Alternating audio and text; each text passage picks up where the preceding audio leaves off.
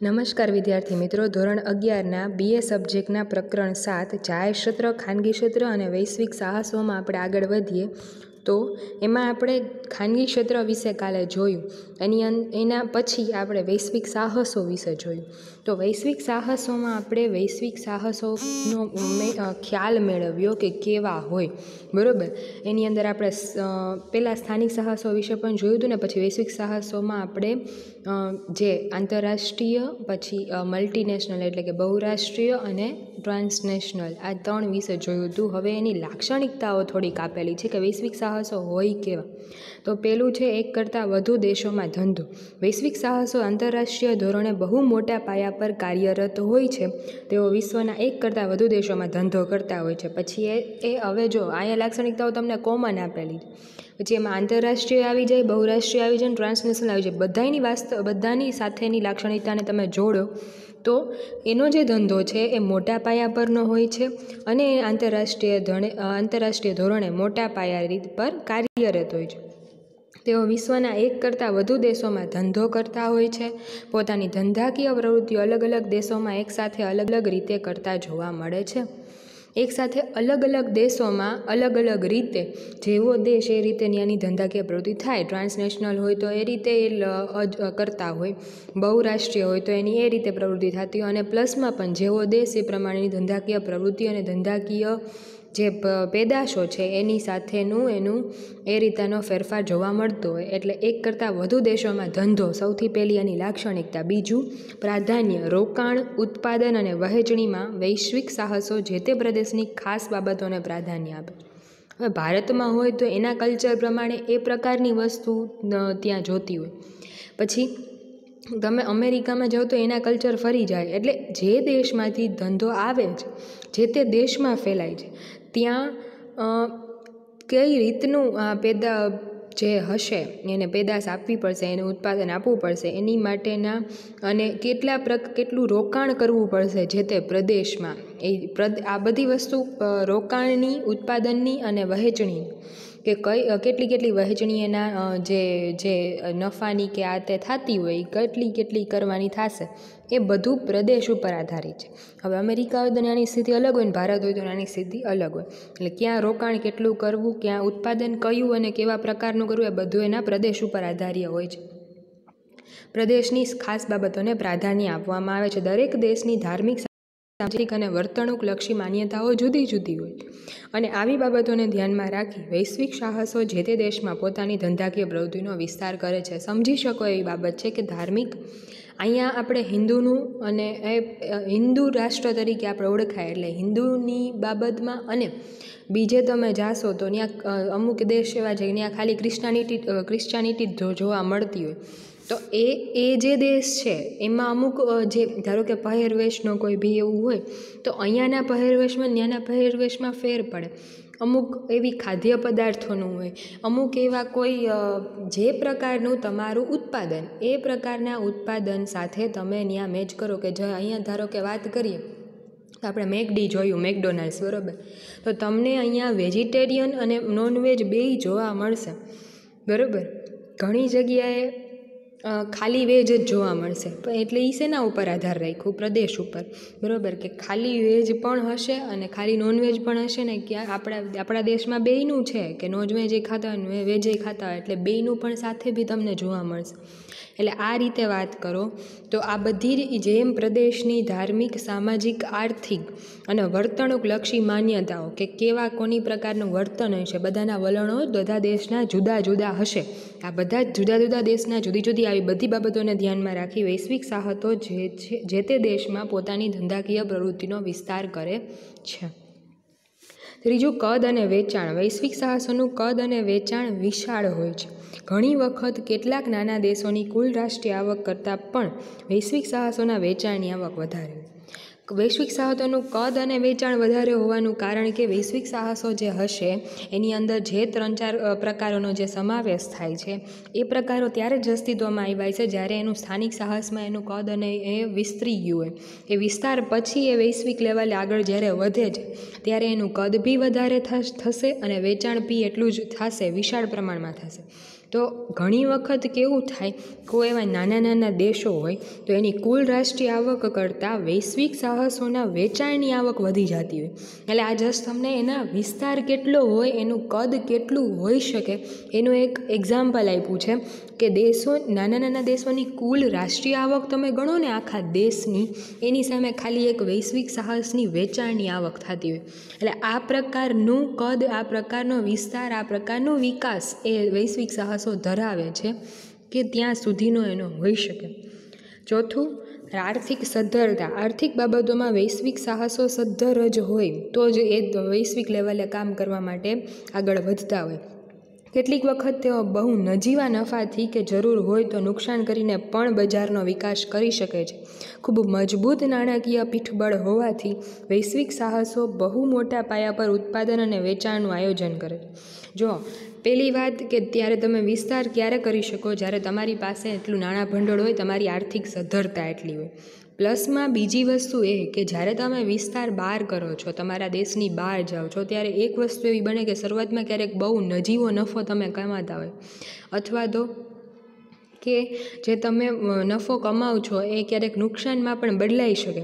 તો શરૂઆતના સમયમાં બધું સ્વીકાર્ય થશે, કારણ કે આગળ જતાં તમારું એક વખતની આ બજાર સેટ થઈ ગયું પછી તમે નફો જ કમાશો, બરાબર. એટલે શરૂઆતના સમયે આ વસ્તુ સ્વીકારવામાં આવતી હોય, એટલે આ રીતે એ બજારનો વિકાસ કરતા હોય વૈશ્વિક સાહસો બીજા દેશોમાં.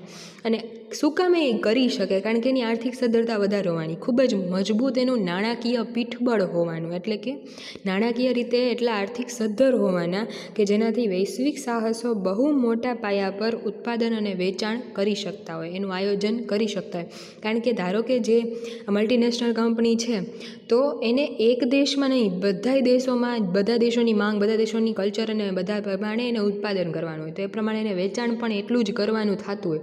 તો આ મોટા પાયા પરનું ઉત્પાદન અને વેચાણ ક્યારે થઈ શકે? જ્યારે એની આર્થિક સદ્ધરતા હોવાની. એટલે વૈશ્વિક સાહસો આર્થિક સદ્ધરતાનું પણ લક્ષણ ધરાવે છે. પાંચમું, રાજકીય વર્ચસ્વ. વૈશ્વિક સાહસોની ખૂબ મજબૂત આર્થિક સદ્ધરતાને કારણે તેમનું રાજકીય વર્ચસ્વ પણ વધારે હોય છે. તેઓ ઘણી વખત પોતાને અનુકૂળ હોય તેવી આર્થિક નીતિને પણ જે તે દેશના રાજકીય નેતા દ્વારા ગોઠવી શકે છે. હવે રાજકીય વર્ચસ્વ કઈ રીતે? તો કે વૈશ્વિક સાહસોની ખૂબ મજબૂત આર્થિક સદ્ધરતા હોય, બરાબર, આગળ આપણે જોયું એના કારણે રાજકીય વર્ચસ્વ પણ વધારે હોય. ધારો કે અહીંયાની જ વાત કરીએ તો આપણા દેશમાં જે સૌથી વધારે આ રાષ્ટ્રીય આવકમાં ફાળો આપતું હોય, રિલાયન્સ લઈ લો કે એવી કોઈ પણ કંપની, તો એવું બની શકે, બરાબર, કે એ લોકોનું રાજકીય વર્ચસ્વ વધારે હોય તો અમુક નિયમો કે અમુક એવા જે બાબતો છે એ રાજકીય નેતાઓ પાસે એ પ્રમાણેની એ લોકો જ ગોઠવાવી શકે, બરાબર, કે એને એ પ્રમાણે એ ફેવરમાં હોય. તો આવી રીતે ઘણી વખત રાજકીય વર્ચસ્વના કારણે પોતાને અનુકૂળ હોય એવી આર્થિક નીતિને પણ જે તે દેશમાં, જે તે દેશના રાજકીય નેતાઓ પાસે દ્વારા ગોઠવી શકાવતા હોય છે. એટલે રાજકીય વર્ચસ્વ, કારણ કે તમને આગળ જે વાત કરી કે અમુક નાના રાષ્ટ્રોની ટોટલ રાષ્ટ્રીય આવકથી પણ વધારે એના ખાલી વેચાણની આવક હોય. એટલે આટલું મોટું જ્યારે નાણાકીય ભંડોળ તમને પ્રાપ્ત કરાવતું હોય ત્યારે આ વસ્તુ શક્ય બને. છઠ્ઠું, વફાદારી. વૈશ્વિક સાહસો વિશ્વના ઘણા બધા દેશોમાં એકસાથે ધંધો કરે છે, છતાં કેટલીક વાર તેઓ જે તે દેશને વફાદાર રહેતા નથી, પરંતુ પોતાના મૂળભૂત દેશને વધુ વફાદાર રહેતા હોય છે. હવે અહીંની કંપની હોય તો અહીંયા એટલી વધારે વફાદાર હોય જ્યારે બીજા દેશ કરતાં. એટલે ઘણી વખત આવું બનતું હોય છે. એવું તમને એની વફાદારી મેઇનલી કોના તરફ હોય? પોતાના દેશ તરફ, બરાબર. બધી જગ્યાએ એવું નથી હોતું, બટ જસ્ટ અહીંયા ખાલી કોમન વાત કરી છે કે વફાદારી કોના પ્રત્યેની હશે? પોતાના દેશ, મૂળભૂત દેશ પ્રત્યે. સાતમું, આર્થિક રીતે સદ્ધર દેશોમાં ઉદ્ભવ. વૈશ્વિક સાહસોનો ઉદ્ભવ મોટા ભાગે આર્થિક રીતે વિકસિત દેશોમાં થયો હોય છે, જ્યારે તેઓ તેમની ધંધાકીય પ્રવૃત્તિઓ મોટા ભાગે વિકાસશીલ અને અલ્પ વિકસિત દેશોમાં કરતા હોય. સમજો કે નોકિયા કે પછી આપણે કાલે જે કંપનીની વાત કરી હતી જે અહીંયા આપણા ભારતમાં છે, બરાબર, એ બધી કંપનીઓ કેવી છે કે જે વિકસિત દેશોમાંથી આવતી કંપની. હવે આપણે ગમે એવી કંપનીની વાત કરીએ કે જે વિકસિત દેશમાંથી આવે છે, બરાબર. તો વિકસિત દેશમાંની કંપનીઓ શું કરશે કે પોતાની કંપનીઓ એટલી આર્થિક સદ્ધર હોવાની, કારણ કે દેશ જ એટલો વિકસિત છે એટલે આર્થિક રીતે પણ એટલો વિકસિત હશે. આર્થિક રીતે વિકસિત હશે એટલે એને આર્થિક સદ્ધરતા પણ કંપની પાસે હશે. જ્યારે એ વૈશ્વિક સાહસના લેવલે પહોંચશે, ત્યારે વૈશ્વિક સાહસના લેવલે પહોંચ્યા બાદ એ લોકો વિકાસશીલ અને અલ્પ વિકસિત દેશ, વિકાસશીલ એટલે ભારત જેવા દેશોમાં એ લોકો આવશે અને અહીંયા પોતાનું વૈશ્વિક સાહસ ચલાવશે. એનાથી શું થશે કે એને અહીંયાથી એને પૂરતું શ્રમ, પૂરતી રોજગારી, પૂરતી જે કહેવાય ને કે એને જે જોતું હશે પોતાના સંસાધનોનો ઉપયોગ અને પોતાના માલનું વેચાણ, બધી વસ્તુ અહીંયાથી એને શક્ય થઈ શકશે વિકાસશીલ અને અલ્પ વિકસિત દેશોમાં. કારણ કે વિકાસશીલ અને અલ્પ વિકસિત દેશો એવું વિચારે કે એનામાં જો આવી કોઈ કંપની આવે તો એનાથી એને ઘણી બીજી રીતે પણ, ટ્રાન્સનેશનલ કંપની હશે તો FDI દ્વારા આપણા દેશને પણ ફાયદો થાય, બરાબર. એટલે આવી રીતે એ લોકોનો પાયો વિકસિત દેશો જે હોય એ લોકો પોતાનો પગ પેસારો વિકાસશીલ અને અલ્પ વિકસિત દેશોમાં કરશે, કે જેનાથી એ લક્ષણ તમને સાબિત થાય કે આર્થિક રીતે સદ્ધર દેશોમાંથી આવી બધી મોટી કંપનીઓ, વૈશ્વિક સાહસોનો મોસ્ટલી ઉદ્ભવ થતો તમને જોવા મળશે. 8મું, સંશોધન અને વિકાસ માટે મોટો ખર્ચ. વૈશ્વિક સાહસો સંશોધન અને વિકાસ માટે ખૂબ મોટો ખર્ચ કરે છે અને પોતાના જ્ઞાનમાં વધારો કરે છે. વૈશ્વિક સાહસો હશે એ લોકો શું કામ સંશોધન અને વિકાસ માટે ખૂબ મોટું? કારણ કે એને એક દેશ પૂરતું સીમિત રહેવાનું, એને બધા દેશોમાં જવાનું છે. બધા દેશોમાં જવાનું છે એટલે બધા દેશમાં કઈ રીતે એ ચલાવશે, એની વ્યૂહરચનાઓ કેવી હશે, એ માટેનું સંશોધન કરવું પડે, એ માટેનો વિકાસ, આ બધામાં સૌથી મોટો ખર્ચો એ કરતા હોય. અને એને પોતાના જ્ઞાનમાં એ વધારો કરશે કે બધા દેશની સ્થિતિ અને કઈ રીતે કઈ લેવલની સ્થિતિ ધરાવે. તેઓ પોતાની આવકનો કેટલોક ભાગ જ સંશોધન અને વિકાસ માટે ખર્ચી નવી વસ્તુઓ, સેવાઓ અને આધુનિક ટેકનોલોજીનો સતત વિકાસ કરતા રહે છે. કારણ કે ઓલરેડી આર્થિક રીતે સદ્ધર છે. હવે એ આર્થિક રીતે સદ્ધર હોવાને કારણે એનો આવકનો મોટામાં મોટો ભાગ એ લોકો આમાં રોકશે, સંશોધન અને વિકાસમાં, જેથી એ હજી વિકસી શકે. અને એ વિકાસથી નવી નવી વસ્તુઓ, સેવાઓ અને આધુનિક ટેકનોલોજીનો સતત વિકાસ કરશે. પરિણામે મૂડીપ્રધાન ઉત્પાદન પદ્ધતિ અપનાવી શકાય. મૂડીપ્રધાન ઉત્પાદન પદ્ધતિ એટલે કે જેમાં શ્રમિકોનું મહત્ત્વ એટલું નહીં હોય, યંત્રો અને એના દ્વારા કામ થતું હોય, તો એ મૂડીપ્રધાન ઉત્પાદન પદ્ધતિ કહેવાય. કે જેમાં તમે પૈસા આપી અને સંશોધનો લેશો, એ સંસાધનો દ્વારા તમે ઉત્પાદન વધારેમાં વધારે કેમ થાય એ કરશો. એટલે મૂડીપ્રધાન ઉત્પાદન પદ્ધતિ અપનાવે તો એને માણસોની ઓછી જરૂર પડશે અને પોતે વિકસી પણ શકશે. અને એ કેમ વિકસી શકાય આધુનિક ટેકનોલોજીનો ઉપયોગ કરીને, એનું સંશોધન અને એનો વિકાસ એ લોકો વધુમાં વધુ કરતા હોય, બરાબર. પછી જે છે 9મું, જીવનશૈલીમાં ફેરફાર. વૈશ્વિક સાહસો પોતાની પેદાશ કે સેવાના વિકાસ માટે જરૂરિયાત મુજબ જે તે દેશના લોકોની જીવનશૈલીમાં ફેરફાર લાવે છે. આવા ફેરફારોની શરૂઆત મૂળભૂત જરૂરિયાતોથી થાય, મૂળભૂત જરૂરિયાતોથી કરે છે. હવે જીવનશૈલીમાં ફેરફાર ક્યારે આવી શકે? અત્યારની આપણે વાત કરીએ તો અત્યારે ફોન લેવો હોય તો ફોનમાં આપણે, ચલો અત્યારે ચીનમાં આપણે એવું કરીએ કે નથી લેવો, પરંતુ રેડમી, સેમસંગ, પછી વિવો, બરાબર, ઓપ્પો, નોકિયા, એ બધામાં આપણે વધારે એમ થશે કે એ જ લેવાય.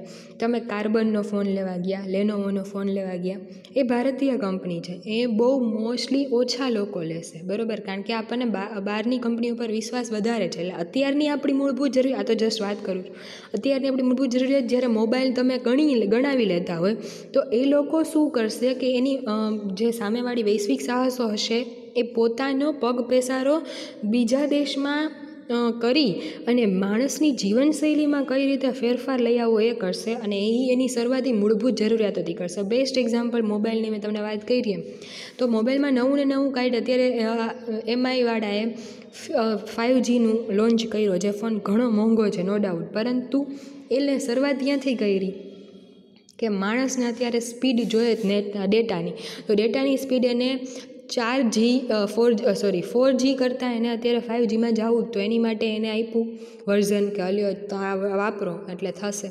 તો મૂળભૂત જરૂરિયાતથી શરૂઆત કરીને આપણી જીવનશૈલીમાં હવે પછી શું થાય કે એક વખત 5G આવી ગયો પછી આપણને 2G તમે અડવાનાય નથી, બરાબર. એટલે વસ્તુ એ છે કે મારી જીવન જરૂરિયાતની બાબતોથી શરૂ કરી અને એ આપણી જીવનશૈલીમાં ફેરફાર કરવા સુધીના વૈશ્વિક સાહસો પેદાશ અને સેવાના વિકાસમાં આ રીતે જરૂરિયાત મુજબ ફેરફાર કરતા હોય. એટલે આ તો જસ્ટ ફોનની વાત કરી. આવી રીતે ઘણી બધી મૂળભૂત જરૂરિયાતોમાં એ લોકો ત્યાંથી શરૂઆત કરશે અને ત્યાંથી જીવનશૈલીમાં ફેરફાર લઈ આવી અને એની જે વસ્તુ વૈશ્વિક સાહસો જે પોતાની પેદાશ અને સેવા છે એનો વિકાસ એ રીતે જરૂરિયાત મુજબ જે તે દેશના લોકોની જીવનશૈલીમાં ફેરફાર કરીને લાવશે. એટલે આ રીતે વૈશ્વિક સાહસો આપણને અસર કરતા હોય છે. વૈશ્વિક સાહસો પછી આપણા હોય તો એ બીજા દેશમાં ને બીજા હોય તો એ આપણા દેશમાં, આ રીતે આખું એનું ચક્ર ચાલતું હોય. તો વૈશ્વિક સાહસોમાં આપણે હજી એક વસ્તુ જોઈએ કે ભારત અને વૈશ્વિક સાહસો, તો એને કઈ રીતે સંબંધ છે.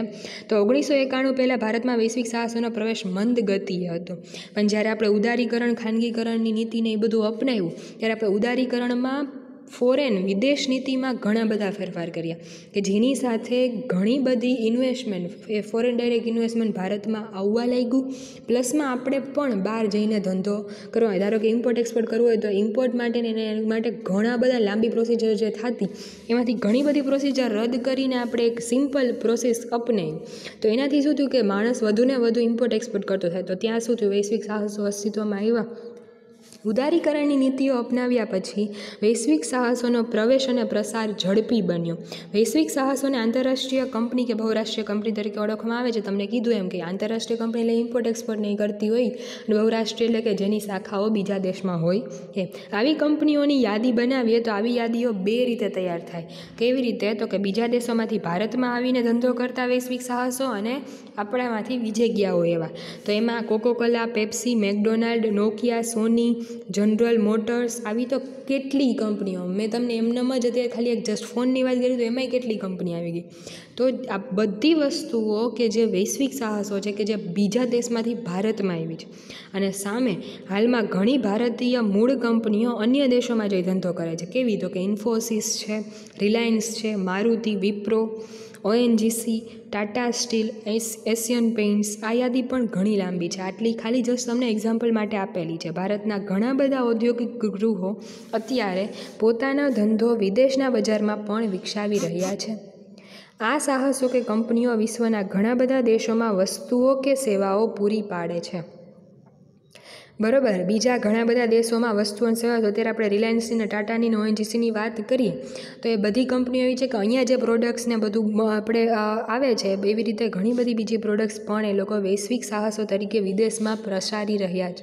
જેમ આપણે કોકોકોલા, પેપ્સી ને મેકડોનાલ્ડને ભારતમાં આપણે એક મેકડીમાં જવું એટલે એક મોટું સમજતા હોય, એ રીતે આપણે વિદેશી પ્રોડક્ટને અપનાવવા લાગ્યા છીએ, વિદેશી સેવાઓને અપનાવવા લાગ્યા છીએ અને આપણે એનો ઉપયોગ કરતા થયા છે.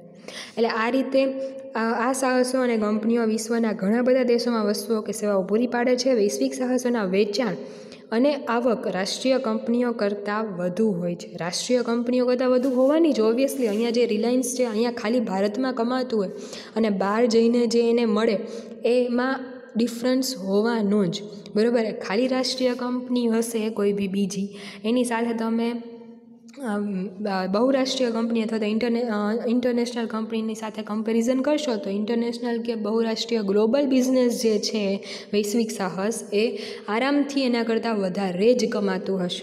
આમ વૈશ્વિક સાહસો પૂરા વિશ્વના અર્થતંત્ર ઉપર પોતાની જંગી મૂડી, સારી શાખ અને અદ્યતન ટેકનોલોજીના કારણે અસરકારક પૂરવા થયા છે.